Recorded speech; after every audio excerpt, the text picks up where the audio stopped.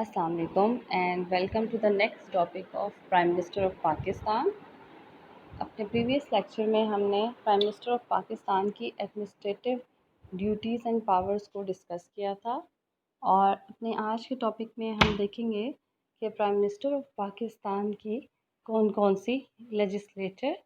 या कानून साजी से रिलेटेड ड्यूटीज़ होती हैं। हर पार्लिमानी मुल्क की तरह पाकिस्तान के वज़ीर आज़म को भी एक वक्त में इंतज़ामिया और मुकन्ना दोनों का सरबराह होता है। बुनियादी तौर पर पार्लियामेंट के अंदर वज़ीर आज़म बतौर MNA सेलेक्ट होकर आता है, उसकी पार्टी को अक्सरियत हासिल होती है तो उसे वज़ीर आज़म बनने की रस्मी दावत दी जाती है और उसके बाद वो ऐवान से एतमाद का वोट हासिल करता है। तो इस तरह फिर वो अपनी इंतज़ामिया को तश्कील देता है और हुकूमत साजी करता है और अपने वज़रा के साथ हुकूमत को संभालता है, लेकिन अपनी कैबिनेट के साथ मिलकर गवर्नमेंट के निज़ाम को चलाते हुए वो साथ साथ अपनी पार्लियामेंटेरियन ड्यूटीज़ को भी परफॉर्म करता है। यानी एट अ टाइम वो हुकूमत का सरबराह भी होता है और पार्लियामेंट के अंदर भी उसके इजलासों में शरीक होता है और कानून साजी के जो भी मराहिल होते हैं उनके अंदर हिस्सा लेता है। और जितने भी कानून साजी मसवदे होते हैं कानून साजी से रिलेटेड, उनमें वज़ीर आज़म की मर्ज़ी शामिल होती है और हुकूमती ऐवानों की तरफ से, हुकूमती वज़रा की तरफ से या वज़ीर आज़म की तरफ से अगर कोई भी मुसवदा पेश होता है तो उसकी कानून बनने के उसके 100% चांसेस होते हैं, क्योंकि वज़ीर आज़म ऐवान का और साथ ही हुकूमत का दोनों का बैक वक्त सरबराह होता है और जिस मुसवदे की वज़ीर आज़म हिमायत कर दे उसे यकीनी तौर पर कामयाबी हासिल होती है और वो कानून बन जाता है। और वज़ीर आज़म को कानून साजी से रिलेटेड जो भी इंतज़ामिया से रिलेटेड जो भी कवानीन की जिनकी ज़रूरत होती है वो उन कवानीन को मंजूर करवाने में अहम किरदार अदा करता है। आपने अक्सर न्यूज़ में सुना होगा अपोजिशन एतराज़ करती है कि वज़ीर आज़म ने इस पार्लियामेंट के या कौमी असम्बली के इजलास में शिरकत नहीं की। तो ऐसा इसलिए होता है कि हर पार्लिमानी मुल्क के अंदर हर पार्लिमानी मुल्क के अंदर वज़ीर आज़म पार्लियामेंट के या कौमी असम्बली के उनकी जो भी असम्बली होगी उसके इजलास में शिरकत करता है और कानून साजी के जितने भी काम हैं उनके अंदर पूरा शरीक होता है। और कोई भी पार्लियामेंट क्योंकि अवामी शिकायत का अजाला करने का वाला एक ऐवान होता है, वहाँ पर डायरेक्ट अवाम के नुमाइंदे आते हैं, इसलिए कौमी असम्बली के अंदर वज़ीर आज़म की एब्सेंस को फ़ील किया जाता है। तो अब हम देखते हैं कि कानून साजी के इख्तियारात में या लेजिस्लेटिव पावर्स में वज़ीर आज़म के पास कौन कौन सी पावर्स हैं। सबसे पहली तो पावर वज़ीर आज़म के पास यही होती है कि वो कौमी असम्बली में कायदे ऐवान की हैसियत रखता है और कौमी असम्बली के अंदर जितनी भी कार्रवाई होती है वो वज़ीर आज़म की रहनुमाई में होती है। आपने कौमी असम्बली के या पार्लियामेंट के इख्तियारात व फ़राइज़ में पढ़ा होगा कि उसका पूरा जो नज़्म व ज़ब्त कायम रखने की ज़िम्मेदारी स्पीकर की होती है। तो जितने भी मुसवदात हैं मालियाती या गैर मालियाती वो स्पीकर तय करता है। तो फिर वज़ीर आज़म कैसे कार्रवाई की रहनुमाई करता है, उसका मतलब ये होता है कि मुसवदात जितने भी पेश होते हैं वो गवर्नमेंट की तरफ से, वो सरकार की तरफ से होते हैं और वो वही मुसवदात होते हैं जो उनसे ऑलरेडी वज़ीर आज़म चाहे इजलास में शरीक हो या ना हो उसको इन्फॉर्म किया जाता है। और जितने भी पार्लियामेंट के अंदर डिस्कशन होती हैं उसमें वज़ीर आज़म शरीक होता है, ख़ुद शरीक होता है या अपने वज़रा के ज़रिए उन अपोजिशन के सवालात का जवाब, उनके सवालों के जवाबात देता है। और ऑलरेडी मैं आपको बता चुकी हूँ कि जितने भी बिल सरकारी बिल होते हैं वो ऑलमोस्ट पास हो जाते हैं, वो कानून बन जाते हैं और पार्लियामेंट के अंदर पेश होने वाले 90% मुसवदात वही होते हैं, वही बिल होते हैं जो सरकारी होते हैं और सिर्फ 10% ऐसे होते हैं जो गैर सरकारी होते हैं और उसमें से भी सिर्फ वो मुसवदात कानून की शक्ल इख्तियार कर सकते हैं जिनको हुकूमत की हिमायत हासिल हो। इस तरह कानून साजी में बराह रास्त वज़ीर आज़म का, उसकी पार्टी का, उसकी काबीना का असर व रसूख शामिल हो जाता है और उसकी मर्ज़ी से कानून साजी होती है, क्योंकि वो अक्सरियती पार्टी से ताल्लुक़ रखता है और जो अक्सरियती पार्टी अक्सरियत है पार्लियामेंट में, अक्सरियत से ही बिल्स को मंजूर करके कानून का दर्जा दिया जाता है। اس کے بعد وزیر اعظم کے پاس یہ ایک اور اختیار یہ ہوتا ہے کہ وہ قومی اسمبلی کے کو تحلیل کر سکتا ہے، اسے ڈیزالو کر سکتا ہے۔ یعنی اگر وزیر اعظم کو لگے کہ حالات صحیح نہیں ہیں یا قومی اسمبلی صحیح طرح سے کام نہیں کر رہی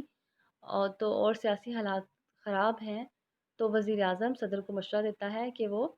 قومی اسمبلی کو تحلیل کر دے اور پھر نئے انتخابات کا اعلان کیا جاتا ہے۔ اور اگر صدر وزیر اعظم کے مشورے پر عمل نہیں کرتا تو تب بھی 48 آورز کے اندر اندر یعنی 2 دن کے بعد اسمبلی ختم ہوئی تصور ہوتی ہے۔ لیکن وزیر اعظم صرف ایک صورت میں صدر کو یہ مشورہ نہیں دے سکتا، وہ تب ہوتی ہے جب کہ پارلیمنٹ وزیر اعظم کے خلاف عدم اعتماد کی تحریک منظور کر دے، یعنی ووٹ آف نو کانفیڈنس کی تحریک اگر وزیر اعظم کے خلاف چلے تو پھر وہ یہ تجویز صدر کو نہیں دے سکتا۔ اس کے بعد وزیر اعظم کے پاس مالیاتی اختیارات ہوتے ہیں۔ آپ کو پتہ ہے کہ وزارت خارجہ حکومت کا ایک اہم ترین شعبہ ہوتا ہے جو کہ وزیر اعظم کی زیر نگرانی کام کرتا ہے۔ سب سے زیادہ کسی پرائم منسٹر کے اوپر برڈن جو ہوتا ہے وہ اس کنٹری کی اکانومی کا ہوتا ہے، چاہے وہ ڈیولپنگ کنٹری ہے یا چاہے ڈیولپ کنٹری ہے۔ اس لیے جو ملک کے اخراجات کا ایک اندازہ لگایا جاتا ہے کہ اس ملک میں ٹیکسز سے اتنی آمدنی حاصل ہوگی اور ان کو کہاں کہاں خرچ کیا جائے گا، اس اندازے کو، اس تخمینے کو ہم بجٹ کہتے ہیں۔ یعنی جو آمدن اور اخراجات کا ایک سال بھر کا اندازہ لگایا جاتا ہے اور اس کے مطابق حکومت کا نظام چلایا جاتا ہے، اس کو بجٹ کہتے ہیں۔ اور وہ بجٹ وزیر اعظم کی زیر نگرانی تیار ہوتا ہے۔ قومی اسمبلی میں جب بجٹ پیش ہوتا ہے تو یہ بہت اہم موقع ہوتا ہے، وزیر خزانہ اس کو پیش کرتا ہے، لیکن یہ حکومت کی طرف سے اور وزیر اعظم کی طرف سے پیش کیا جاتا ہے، اور اگر سالانہ بجٹ نامنظور ہو جائے تو یہ حکومت کی ناکامی سمجھی جاتی ہے اور وزیر اعظم سمیت پوری کابینہ کو استعفیٰ دینا پڑتا ہے۔ اس لیے وزیر اعظم بہت تگ و دو سے ایک ایسا بجٹ بنانے کی کوشش کرتا ہے جس سے عوام کے تمام طبقوں کو سیٹسفائی کیا جا سکے،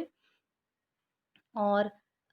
ایسا ہوتا ہے کہ بجٹ ہمیشہ منظور ہی ہو جاتا ہے کیونکہ ایوان میں وزیر اعظم کی اکثریت ہوتی ہے اور اکثریت کی مدد سے وزیر اعظم بجٹ کو پاس کروا لیتا ہے، لیکن یہ پاورز، مالیاتی اختیارات کی پاورز وزیر اعظم کے پاس ہوتی ہیں۔ اس کے علاوہ وزیر اعظم کے پاس امور خارجہ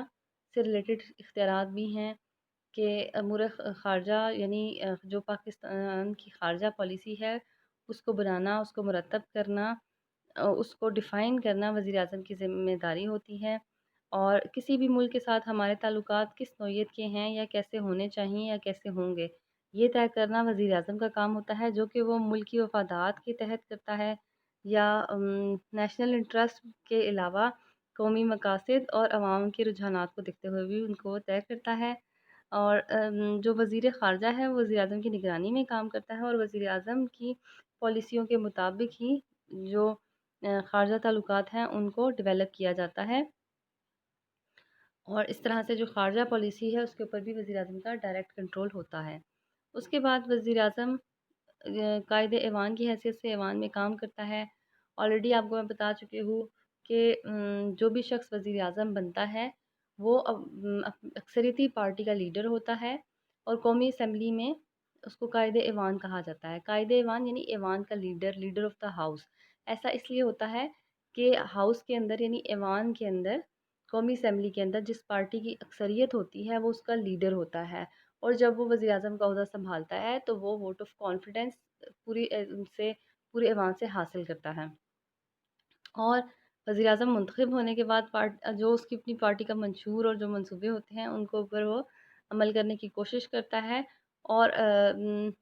پورے ایوان کو اپنے ساتھ ملا کر کام کرنے کی کوشش کرتا ہے، اپوزیشن کو سیٹسفائی کرنے کی کوشش کرتا ہے، عوام کی حمایت کو حاصل کرنے کی کوشش کرتا ہے، اور اپنے جو وزراء ہیں ان کی ایفیشنسی کو، ان کے کام کو بہتر بنانے کی کوشش کرتا ہے، تو اس لحاظ سے وہ قائد ایوان ہوتا ہے۔ اس کے بعد وزیر اعظم پوری قوم کا نمائندہ سمجھا جاتا ہے، عوام کے ڈائریکٹ ووٹوں سے منتخب شدہ یہ فرد ہوتا ہے۔ جس طرح صدر عوام کے ڈائریکٹ ووٹوں سے منتخب ہو کر نہیں آتا، اس کو صرف ریاست کے سربراہ کی حیثیت حاصل ہوتی ہے، تو وزیر اعظم کو اس کے برعکس قوم کے سربراہ کی حیثیت حاصل ہوتی ہے، اور وہ عوام کے ڈائریکٹ ووٹوں سے منتخب شدہ عوامی نمائندہ سمجھا جاتا ہے۔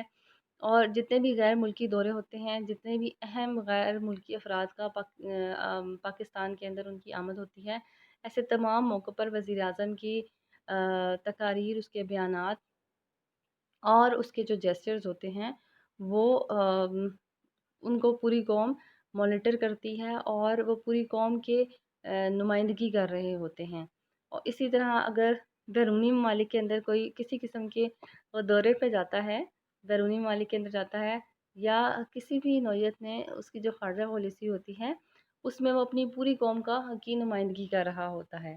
تو اس طرح وزیر اعظم ایک قوم کے نمائندے کی حیثیت سے عوام کے سامنے ہوتا ہے۔ اس کے علاوہ لاسٹ جو اختیار یا فرائض ہے وزیر اعظم کا، وہ یہ ہوتا ہے کہ وہ لوگوں کی ویلفیئر کے لیے، عوامی فلاح و بہبود کے لیے کام کرتا ہے۔ آپ کو آلریڈی پتہ ہے کہ وزیر اعظم عوامی نمائندہ ہوتا ہے، عوام کے ووٹوں سے منتخب شدہ فرد ہوتا ہے۔ تو اس کی کوشش ہوتی ہے کہ جس پاپولیرٹی گراف کی وجہ سے وہ وزیر اعظم بنا ہے وہ گراف نیچے نہ آنے پائے، یعنی لوگ اس کی پالیسیوں سے سیٹسفائی رہیں، اور وہ جس منشور کا اور جو وہ وعدے کر کے آیا ہے، حکومت میں آیا ہے، وہ ان وعدوں کو پورا کرنے کے لیے کوشش کرتا ہے۔ اس کے لیے وہ اپنی وزراء کی مدد سے، کابینہ کی مدد سے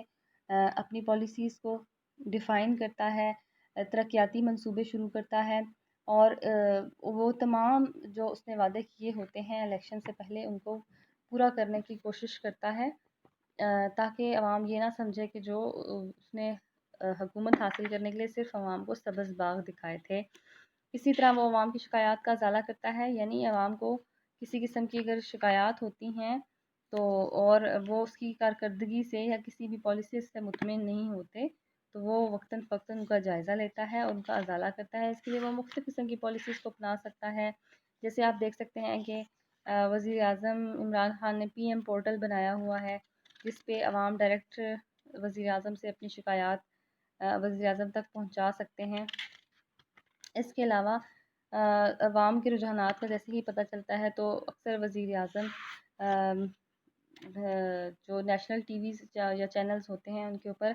آ کر عوام سے ڈائریکٹ خطاب کرتے ہیں اور اپنی پالیسی سے ریلیٹڈ عوام کو آگاہ کرتے ہیں، تاکہ وہ ان کو اعتماد میں لے سکیں اور عوام ان کے اوپر بھروسہ کر سکیں اور جو حکومت ہے اس سے وہ مطمئن رہ سکیں۔ اس طرح وہ عوامی مسائل کو حل کرنے کی کوشش کرتا ہے اور عوام کے اندر ایک اپنی گرپ قائم رکھنے کی کوشش کرتا ہے، تاکہ اگلے انتخابات میں بھی اس کو جیتنے کا موقع مل سکے۔ یہاں پر ہمارے وزیر اعظم کے اختیارات و فرائض کمپلیٹ ہوتے ہیں۔